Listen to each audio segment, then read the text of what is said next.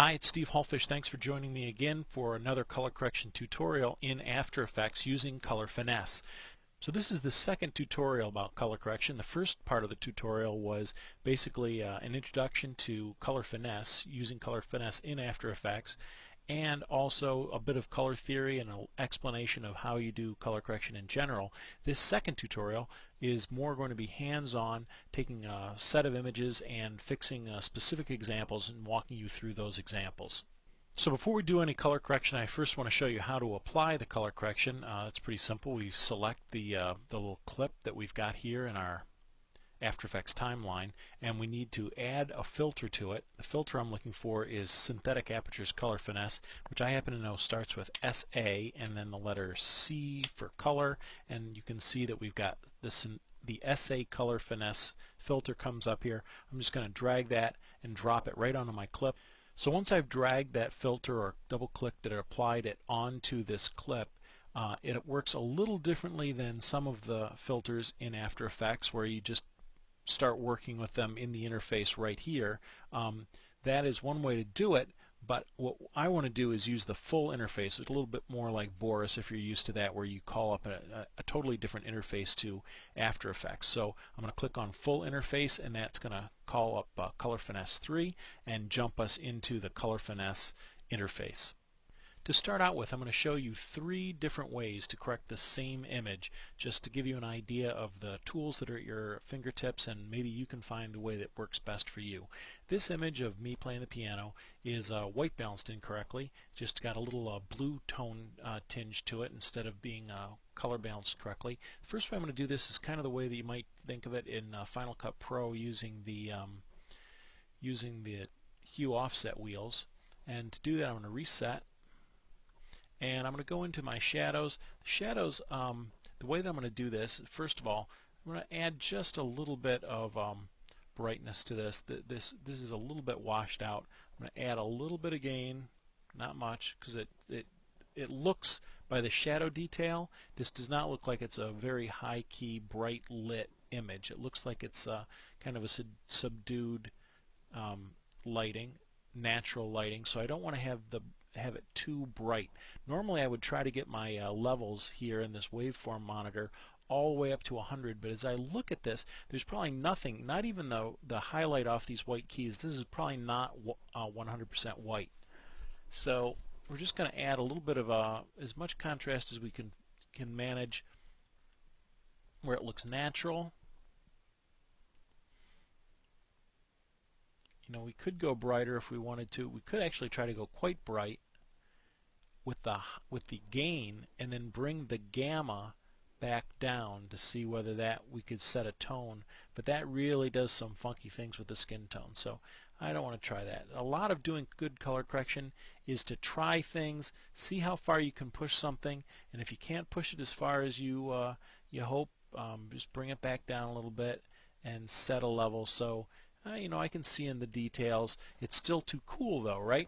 So what we're going to do is go into the hue offsets, turn them on, and our shadows, you can start dragging this out and look into the dark portions of the picture. You can see as I start to pull this center area up towards red that the blacks are actually getting pretty red. We don't want to do that. We just don't want them to be blue. So I'm going to leave that. So you can, as I start to go up, it turns too red. I pull it back down a little bit, and the blacks look much better. Skin tones still look bad, but those will do with the midtones. Grab the midtones and add some warmth to them by pulling the center area of this color wheel up towards red. If I wanted to make it more blue or more cool, I could pull it down towards blue, or I could even make it green if I wanted to, magenta. I'm going to go warm because that's you know, the more natural look for this shot that was white balanced a little cool. Now that I've got that, it also looks like maybe if I pull back on some of the red color correction I did on the shadows, and then the highlights, we can see how much highlight we want to, how much red we want to push to the highlights. It's not really doing much at all because there aren't any highlights to this image. So almost no matter what I do here, it's barely having any effect, even when I drag these pretty extreme examples.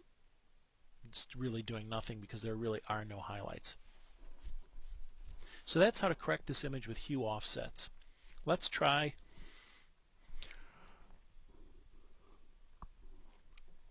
something else. Let's try the RGB tab here. And to use the RGB tab, I'm going to go to the RGB waveform monitor because this is going to give me some really good feedback as to what I'm trying to do. If you look at this, if I reset it, that's my color correction I did already. There's the source. That's where we start from. You can see that my blacks are a little elevated, so I'm going to grab the master pedestal. I'm going to pull that down until those blacks sit right at 0. And then look at this. Red and green are about the same, and the highest levels are blue. And if you look at this image, it looks pretty blue. We actually, because this is a skin tone image, we kind of want the reverse. We want red to be a little stronger because it's a skin tone, and green to be the next highest because red and green make yellow, and there's lots of yellow in a skin tone, and blue should actually be the lowest. So what I'm going to do to fix this is I'm going to go into my red gain, and I'm going to pull that up to about 50. That's probably about a good skin tone level, about 50, 55. Then I'm going to pull my green gain so that it's just below my red gain, and I'm going to take my blue gain and I'm going to pull that down so it's below all of them. And you can see I've made a pretty good correction there. If I still feel like, hey, you know, that's still not great, it's not great skin tone, maybe we need some more red in the mid-tones. So I'm going to grab my red gamma and I'm going to give that a little boost, and you can see instantly that that's a pretty good correction. You go from that to that was the original, and that's what I was able to do using the RGB levels here and just setting a nice basically getting these even, but a slight angle, starting with red is the highest, green is the lowest, and blue is starting with red is the highest, green next, and then blue is the lowest. If I was trying to get these skin tones to be totally gray, then I would match these from red to green to blue. If I was trying to make a neutral tone, if my hands were gray, for example, which they aren't, of course, then I would try to match these levels so that red gain would be equal to green gain, which would be equal to blue gain. And you can see as I do that and these level out, my skin tones are much more gray looking than they were before. But as we had it before, where the tone was a little bit more of on an angle from red to green to blue, we had much nicer skin tones. Let's try one final way of doing this color correction, and that is with the very intuitive curves method. The way that I'm going to do this, first reset from the way that I had it. I'm going to turn off HSL, go to Curves and RGB, and what we're going to do here is I'm going to grab the bottoms of each one of these red tabs. I could also do it in the master. Well, let's do it in the master. So I'm going to grab the master, the bottom of the master, and pull this to the right, which will lower my black levels. I can really get it black if I wanted to. I could also bring the black levels up, making it much more washed out. We're going to set those black levels right at 0 by pulling them slightly to the right, and that'll come down perfectly. Now what I want to do is I want to take my midtones for my reds, greens, and blues. Actually, let's do it with the highlights, just like we did with the RGB controls. And I'm going to pull my reds up to about 50-something, 55. I'm going to pull my greens down just below that, and I'm going to pull my blue highlights using the very top of this curve. I'm going to pull those down below the green levels. That's pretty good. And if I want to do that same little boost that I did to make this hand a little redder in the midtones, I'll grab a section right in the middle of this red curve and I'll just give it a little lift, and you can see there's my correction from the source to the result. A really nice fix of this poor white balance and a much nicer shot. This is a little piece of video from my buddy Randy Reeson here in Chicago, a great shooter, did a documentary on ultralights. And this is the source footage, pretty washed out. This is an old Betacam, some old Betacam footage.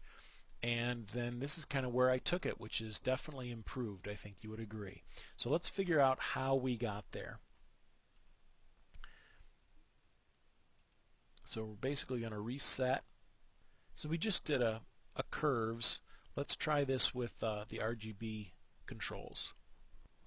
As you can see on the RGB waveform monitor, there really aren't any blacks. There's nothing below about 20 IRE here, or 20%. And there is some white, which is definitely these buildings. So we've got some good brights. We don't have a lot of dark blacks. So let's try to get some of those first. First thing I'm going to do is go to my red pedestal and bring that down. Don't worry that it looks funky. I'm just going to bring it down to about there. I'm going to go to my green pedestal and make it match the red pedestal.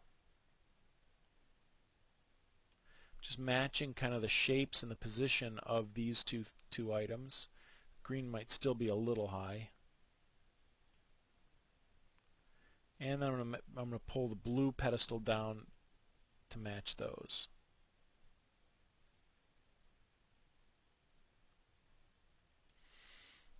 Now that we've got those kind of matching, the next thing I want to do is bring my gain back up.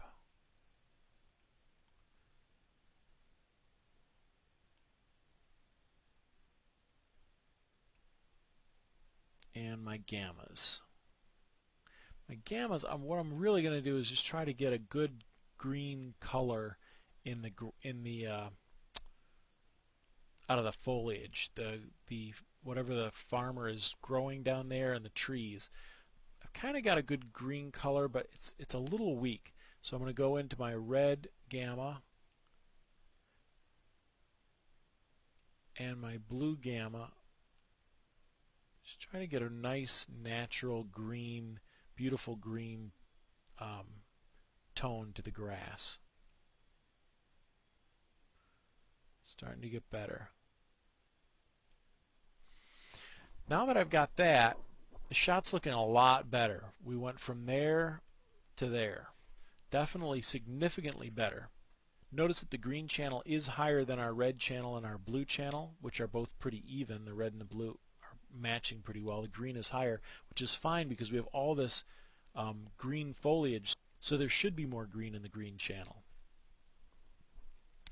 Now what I want to do is, I still want to tweak this a little bit. I'm going to add a couple of things. Let's go to curves and let's add some contrast. Maybe richen up the greens by pulling the shadows down a little bit. Don't want to bring up the farmhouses too much because they'll start to draw attention to themselves too much. And what we really want to draw attention to is this canopy on this thing, this ultralight. Now, one of the ways that we can do that is right now, or at least in our source, the kind of this blue-green of the grass and the blue-green of the canopy, doesn't really jump out at you very much. We want it to really stand out, and there's a couple of ways we can do that. The main way, of course, is with secondaries. Just like we did with skin tones, if we sample the secondary color, this blue color right there, then we're going to switch over to Show Preview and not mask, sorry, alpha. Now we're going to just adjust the tolerances. We're going to adjust the chroma tolerance, in other words, how much saturation there is. That really doesn't do anything. Luma tolerance, okay, so now we're getting more and more of the canopy, which is a good thing. We can just keep going until we start, actually we never get anywhere other than just pure canopy. So the higher we can go, the more we can create a mask that just has the canopy, the better off we're going to be. And then we can soften that a little bit. Don't want to bring too much of something else in, but we also don't want it to cut off in funny ways. So I brought up the softness a lot. Now we're going to turn off the preview and know that in that white area, anything that I do with these sliders or this thing will only happen inside the canopy. See, I can turn the canopy completely purple if I want to. Blue, green, red doesn't really work because it was so blue to begin with. But we can definitely push where we kind of had the canopy was a little bit towards green, the more we push it towards blue, the more it's going to stand out from the grass, which is green. Don't want to go purple with it, but if we go blue, that's a good thing. The other things we can do is kind of mess with the saturation if we wanted to. We don't want to go too saturated that it's illegal. We can bring the gain, kind of play with that to figure out what looks good. Just kind of dial that in. The gamma will probably even have more effect because that color is in the gamma range. Just kind of bring that down a little bit, and it really starts to make that pop. And the pedestal, let's see if that does anything. Yeah, it does. So now we've gone from our source, which was all very washed out and everything was kind of the same greenish color, and now we've got nice green, rich green tones of grass and a very blue canopy. A much better shot there. A great correction from kind of boring to poppin'. So here's actually, this is my Uncle Bob's old racer from back in the 50s, and it's some old 8mm footage that I transferred myself years before I knew anything about color correction, and I did a pretty poor job of the transfer, and also the footage is just aging and kind of archival looking. It just does not look right. So let's fix that with Color Finesse. We'll go into the full interface. This is what I've done to it in the RGB mode. Let's turn that off, and let's do this one in curves. So looking at our RGB waveform across here, what we want to do is, first of all, we want to get rid of this kind of milkiness and all this noise that's down here in the blacks. So I'm going to pull down the red channel until it just touches this line, this 0 line. And I'm going to do the same thing with green. And I'm going to do the same thing with blue. So now the levels in my blacks are all about equal. The difference here, though, is look at how much red there is here, how much higher the red channel is than the green or the blue channel. It's quite a bit different. We also want to raise the brightness. This shot's a little washed out.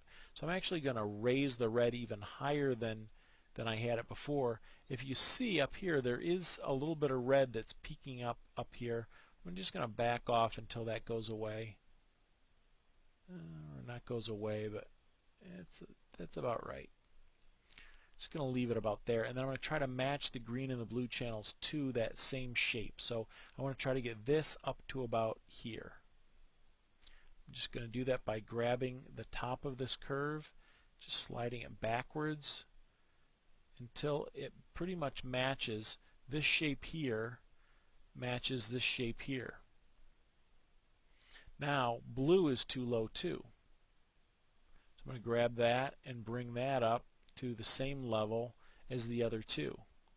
And you can see that we've got a pretty good match between here, here, and here. They all pretty much match, and if you look at our car, instead of being pink, our car is now white, which is the correct color of old J61. And if we wanted to, you're starting to see a little bit noise in the blacks. We could just grab our master curve, pull that down a little bit to add some contrast and also to kind of hide some of that noise that we're starting to get. And if we wanted to, we could even see if we could get some more contrast, bring up those highlights of the car itself. Don't go too crazy, but get it a little bit more poppy look than the very flat, low contrast look that we had before. And that's our shot. So let me show you one more final correction, just to kind of show you how far you can pull a shot from being what seems to be unusable into the land of usability. Here is this footage, which is just a horrendous color. This is actually the source color here, and these are the curves that I use to turn it into the correct colors. Let's see if we can figure out how to do this. If I reset my curves and we look at the RGB waveform again, we can see that our reds, green, and blue channels, the black levels, are radically different. So I'm going to pull those red channels down, pull the green channel down in the blacks, just the bottom of the black, to match the other one, and blue I'm going to do the same thing. Now we're going to make sure that the highlights match. So I'm going to grab the highlight of red and I'm going to pull it down. It's clipped a little bit, but we're going to pull that down. Green, I'm going to pull that up until it too actually clips, because we're going to match it to the other. We're going to try to have this match between red and green. Maybe pull it back just a bit. Try to get this shape here, which is probably the garage door, which is white. Looks like there's a little more green in it right now. So I'm going to back that off and then add the blue channel. Get that to the same point. You can also see now that in our midtones, the red, green, and blue channels are pretty different. So if I want to, I can grab my green channel and just pull that down right about the 50% mark or 60% mark. That seems a little high in the green channel compared to the red channel. And the blue channel, actually, this is one of those tricky points. It looks like the blue channel is lower than the red and the green channel, and it actually is. But you have to look at the section of the screen that matches the section of the waveform monitor. So as you're looking horizontally, this side matches this side of the image, and this side over here matches this side or this side or this side of the image. So where the red, green, and blue don't match up, if you actually look, is this section of the image right here. Now this is my house and I know that this siding on my house is actually kind of a tan color or a skin tone color, in which case red and green matching is actually about right, and there shouldn't be a lot of blue. What I want to have match, though, is the white of the garage door and of this post of this bench. And right across here, they are pretty much matching. Maybe a little too much blue. That's a little bit closer. And then what we also want to do, because this is so washed out, is just grab our blacks, just bring them down a little bit. And the whites, we probably don't want to bring the whites up because that'll just wash everything out or blow everything out. So we'll just keep that right around there. And there's quite a bit of green in the mid-tone of this bucket, which is actually probably right. It's probably reflecting some green foliage. But if we wanted to, we could also just pull some of the green out of that, out of the image, make it look a little nicer. What you want to do when you're doing this is figure out what's the opposite of green, and the opposite of green is magenta. So when you see the whites or the midtones start to go magenta, when you're pulling down green, you know you've gone too far. So with a good understanding of your tools and a good understanding of the monitors that allow you to analyze the signal, you should be able to do some great color correction using Synthetic Aperture's Color Finesse inside of After Effects.